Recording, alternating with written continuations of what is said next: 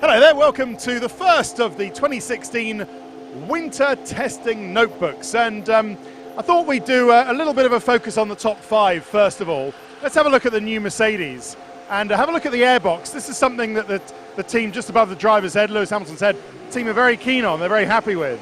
It's actually diverting air through that enlarged airbox to various parts under the car. I was talking to Paddy Lowe just earlier today. He was saying it's a nice little innovation. As in with most things in Formula One, there are very few genuinely new ideas, but this one seems to be quite a new idea, where part of that air is going to the compressor, to the turbo compressor, part of it is going for ERS cooling, part of it's going to the intercooler, and the way they divided it up, they're all quite happy with. So Lewis Hamilton has just been going around doing some starts. He's just doing a start at the end of the pit lane. So just to explain what we're going to be doing, today is just a very scene set, and that's what we try to do with the notebook. As many of you frequent viewers will know, we just exist here to put you in the picture, to save you the flight of coming over to Barcelona and trying to get a pass or blag your way into the paddock. We're putting you here just in the pit lane to give you a flavour of what all the teams are doing, how they're doing it, how everyone's looking. So we'll do, after the break in today's notebook, Monday, we'll do a little day's roundup of how they've gone on the first day. Tomorrow we'll have some interviews with various people, as we will on Wednesday, and then Thursday, the final day of the first test, we'll do Development Corner, where we will look over all the designs and all the nice new bits of all of these cars and see what's interesting and what we can expect from the season. So with the cars just going out again, I should tell you a bit about the noise. Are the engines any louder? Is the pitch of the engine note any different? Well, what they've done is that they've just replumbed the wastegate. So there was a little pipe that went from the turbo wastegate into the exhaust pipe, and what that was doing effectively was acting as a silencer. So what they've done is they've diverted it from going back from the wastegate into the exhaust pipe. It now has its own exit, or in most cars' cases, two exits. So what that does is remove the silencing effect that it had before. So the engines and the exhaust note is about 10% louder, I think, but that dull turbo growl and the pitch is the same. So anyone expecting or hoping that we're going to get another return to the V8s and the V10s of yesteryear, we're not going to get that. We can just hopefully hear a car, maybe the Mercedes of Lewis Hamilton, as it comes down the straight, and you can hear what I mean. So I think Pat Simmons from Williams said it was going to be 12% louder, which is impressively accurate and specific amount, but I would certainly agree that it's probably that, but no more. Let's have a look at the quick Red Bull coming outside, if you just want to come and walk with it as it comes past you, because I think this paint job looks absolutely the business, and technically the car is beautiful as well. There's a lot of tidied up areas on the Red Bull RB12, on the front suspension, the aero, the front wing, and then towards the back as well. Red Bull have really gone with this ultra-tight rear end. McLaren went by this size 0 idea. I don't know why they were so happy with it. Being size 0 isn't healthy for anybody, but anyway, they think with a car it is, at least makes it go fast, being tightly packaged at the back. While McLaren were always just class leading last year, maybe not the tightest, what's clear now is that everybody, perhaps with the exception possibly of Mercedes, are just as tight at the back as McLaren were. It's the Force India, doesn't sound really any louder, a little bit louder than last year. So everyone has caught up with McLaren. It looks like that size 0 concept isn't unique, certainly, to McLaren anymore. Let's just hear the Mercedes as it goes by and see if you can hear anything. In fact, because we're at testing, we can just nip onto the pit wall, which is good. So let's just listen to Lewis Hamilton as he comes by. We'll go out on track in a minute and show you some cars out there. We hope to see the Ferrari as well.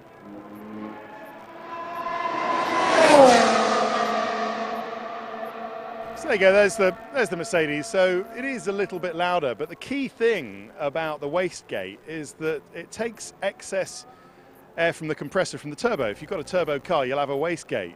And at times when there's too much air in the system for the turbo to cope with, air comes out of the wastegate. That's what means waste.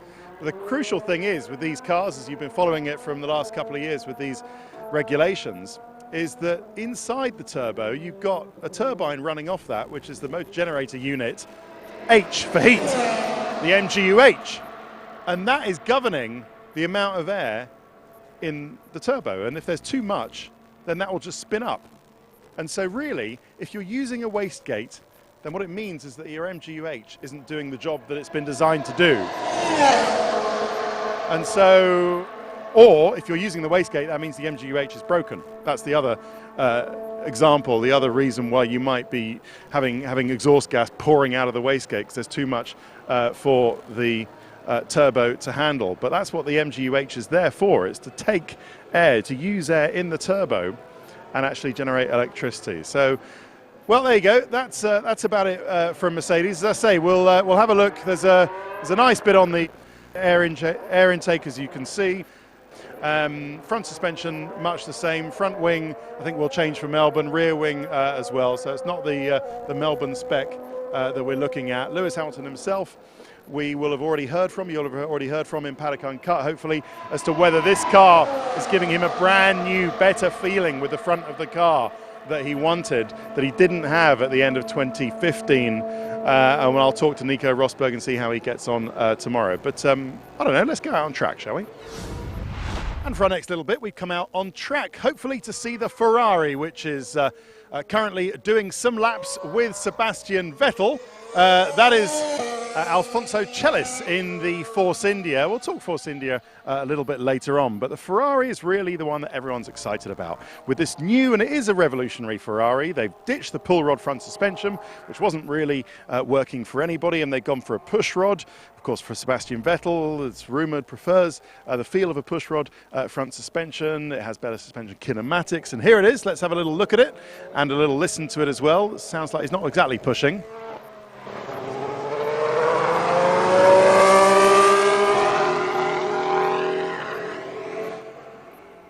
Sounds very grumbly, doesn't it? But this is nice. We'll be able to take you trackside to have a look at these cars. The Sauber, this last year's car, so there's limited amounts that they can actually learn with that. But the interesting thing about the Ferrari, apart from the wholesale changes, is that this is the first time that the team that are currently at Ferrari have been able to be let loose on this year's car. Here's the Haas. We'll just have a look at that coming around. Little snap bit of oversteer coming out of there, and the Mercedes as well. Let's take a look at that on track.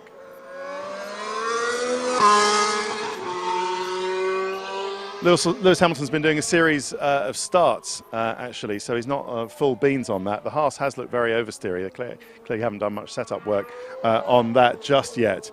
But this is the first of the Ferraris that has been done completely by the team that was brought in. So if you remember at the end of 2014, Arriva Bene came in with instructions from Sergio Marchionne, the top guy at Fiat, and essentially sacked a load of people. And then that team had to very quickly get together and produce the 2015 car.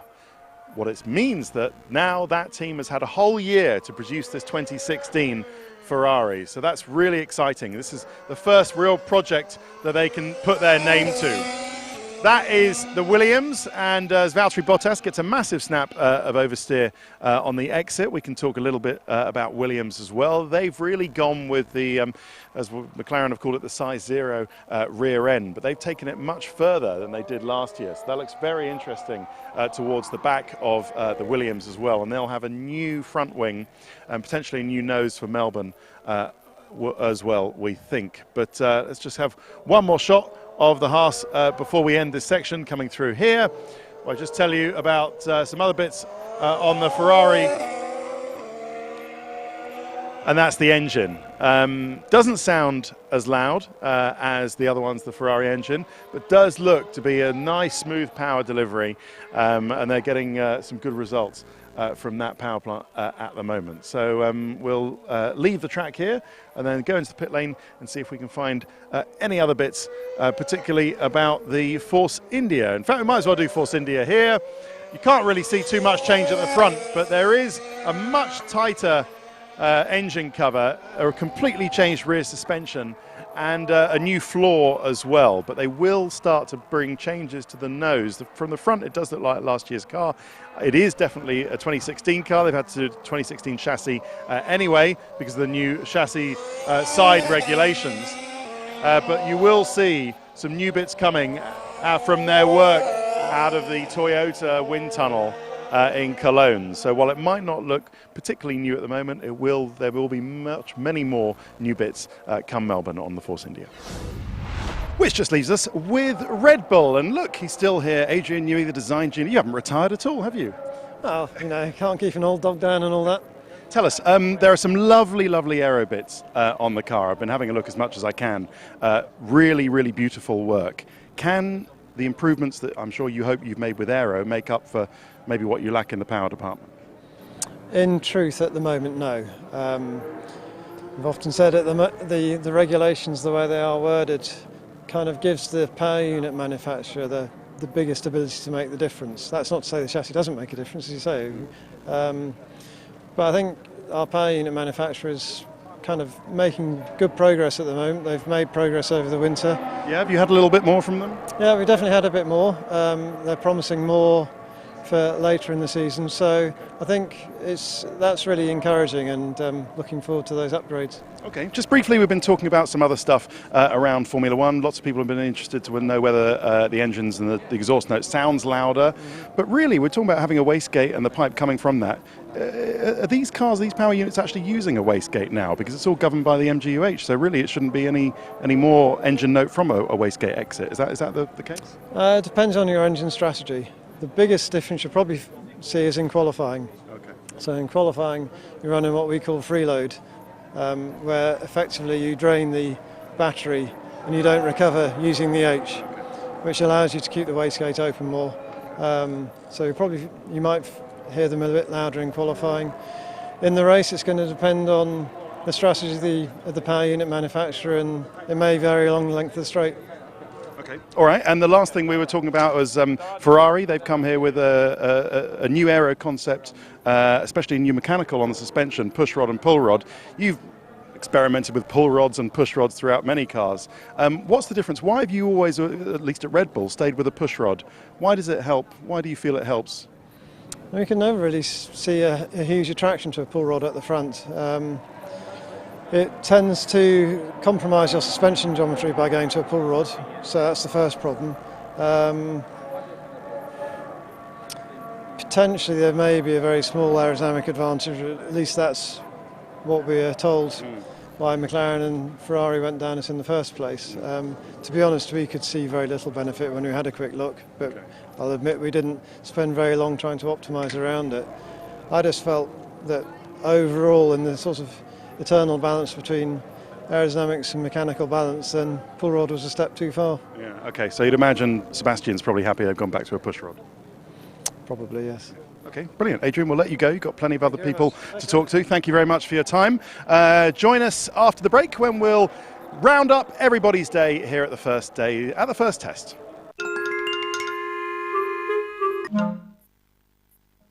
Welcome back to the Testing Notebook, Test 1, Day 1, and let's round up everybody's day, shall we? Haas F1, let's start at the back of the paddock. Driving for them, of course, this year is Romain Grosjean, who's defected from Lotus Renault, and Esteban Gutierrez, who's come in from where he was a Ferrari test driver, and plenty of Ferrari things around this team, including this motorhome. Nice American flag out there, US flag, the stars and stripes out there, but it is an ex-Italian motorhome. It's Ferraris. Now, they were having a great day until on the 13th lap, the front wing fell off. It failed just here at the mounting point. I've got a picture of the fix that they put in place. It was just this mounting point. You can just see there's a little bit of a gap there. And they put this bolt, effectively, they just bolted it together underneath the R of Richard Mille there, and wrapped it up with red tape. So that kind of worked, and Romain Grosjean did 31 laps, P10 in the end. He was saying the car felt good, I have a good feeling with it, and there is progress to be made. But they hadn't run very reliably up until this point. They had a testing day here a couple of days ago, and they didn't do many laps at all, which was a little bit unfortunate, as is to be expected, I think, from any new team coming in and getting to know all the gremlins. It's a very nice little wall here. Getting to know all the sort of gremlins and that. But they'll have the same issues that many other new teams have had when coming into Formula One. But welcome Haas F1 and all who sail in her, because they're a great addition. American team. Not much sponsors on there. There you go. Right, McLaren. It's difficult to know, really. Jenson Button was obviously enjoying himself, because it was quite an amusing moment towards the end of the day when he was coming into the pit, or had been told to come into the pits, we think, or maybe his radio wasn't working, and he'd stayed out. Does that chap look a bit like me? Is he a me lookalike, Simon? Maybe not. Sorry, I got distracted. And they had to wave the pit board at Jenson to actually get in. And he came in eventually, so he was clearly enjoying himself. Fernando Alonso drives tomorrow, and then we will find out, won't we, whether the car has progressed and the engine has progressed enough for Alonso to commit to driving this McLaren Honda all year, which was the big rumour last year, was that he'd try the car out the first day of testing, see if it was going to give him any joy throughout the year, and decide whether he was going to continue or take a sabbatical. Well, we'll find out tomorrow, won't we? But the car's reliable, at least. P6 for Jenson, 84 laps. And in the speed trace, I've managed to get hold of the GPS data that all the teams share. There isn't a speed trap, so to speak, here, but there is GPS data, and it shows that this McLaren Honda is a bit better on the straights. Not much better, not night and day. It's not going to suddenly put them on the podium or win races. It's a bit better than it was. And what Honda have got, they've redesigned the engine, the power unit, and all the bits around it. They're bringing, it's the new 2016 engine here, but they're bringing a whole new package of new bits for it to the next test. And then they're going to decide which bits work from the second test and the first test, put it together, and that'll be the power unit package that goes to Melbourne. All right, well, you know, we will see. At least it's reliable, as I said. Right, the new Mana Racing, and driving for them are Pascal Wehrlein, the Mercedes protege, and Rio Haryanto from Indonesia. So welcome to Rio and the Mana Racing with their new livery. And if you're of a certain age, then you'll recognize that as the upside-down W from LWT. But if you're under 30, you won't know what I'm talking about, so Google it. But anyway, they've had a good day. Pascal Wehrlein was in the car, P9 and 54 laps, and it's a good little team they've got going here. Pete Vale, ex-McLaren, long-time ex-McLaren chief mechanic and team manager, has joined his old mate Dave Ryan, his old boss Dave Ryan, in the team, and they've got Pat Fry, ex-McLaren as well, Nick Tombassis, ex-Ferrari, as chief aerodynamicist as well, so Mana are clearly going places, so that's good to see. Let's just do Sauber quickly. I hope to have a quick word with Jolyon Palmer. We may have already heard from him, but we'll have a quick drop by if we can, because it's too good an opportunity. Sauber did P8 in last year's car, and you might ask yourself, what is the point in running last year's car? You won't learn much on the tyres, because a new car will treat its tyres differently to the active car. You won't learn much aerodynamically, because none of the bits on this year's car are going to next year's car. So what it is that's good for him. How was the first day? Difficult. Yeah, it was. He didn't get a lot of laps. Had a few teething problems, which is kind of to be expected on day one. A bit more than we would have hoped.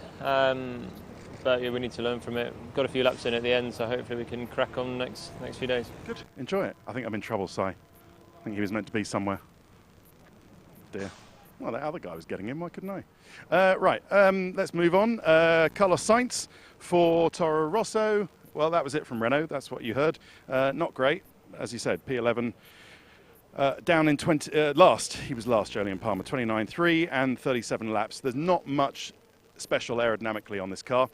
The team have admitted that. It's basically a lot of last year's stuff with a few new aero bits.